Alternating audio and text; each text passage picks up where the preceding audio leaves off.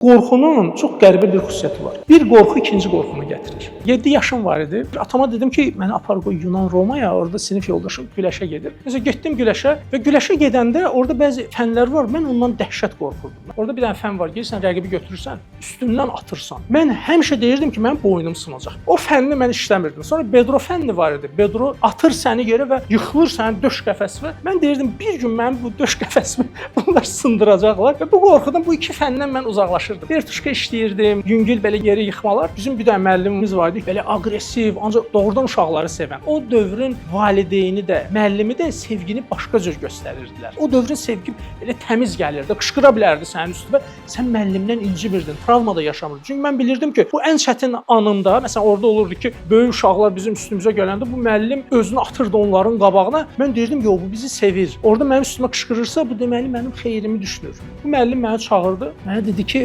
bu fəndə niyə işləmirsən? Mən də dedim ki, belə işləyirəm dedim. Dedi, hə, yaxşı. Bütün orada uşaqları yığdı. Dedi ki, hamınız buna bedronu atacaqsınız. Bütün nə qədər uşaq var idi, çəkisi məndən aşağı olan, məndən yuxarı olan, hamısı 20-30 dənə mənə bedronu atdılar və artıq mən bir əzilmiş bir vəziyyətdəyim və 20-30-cu bedroya yaxın döş qəfəsim sınacaq fikri mənim beynimdən getdi. Artıq o qədər yıxılırsan. Boynu üstə düşdüm, qolu üstə düşdüm, sinəsi üstə düşdüm. O qədər qeyri-adekvat formada məni yıxdılar ki bunlar. Ondan sonra bu qorxu getdi mənim canımdan. Qorxunun üzərinə getmək lazımdır və qorxunu açmaq lazımdır. Uşaqda da bu cürdür. Ondan sonra qorxu gedir. Yəni nə qədər bunu bastırırsansa, bu adam qorxaq böyüyəcək. Özü də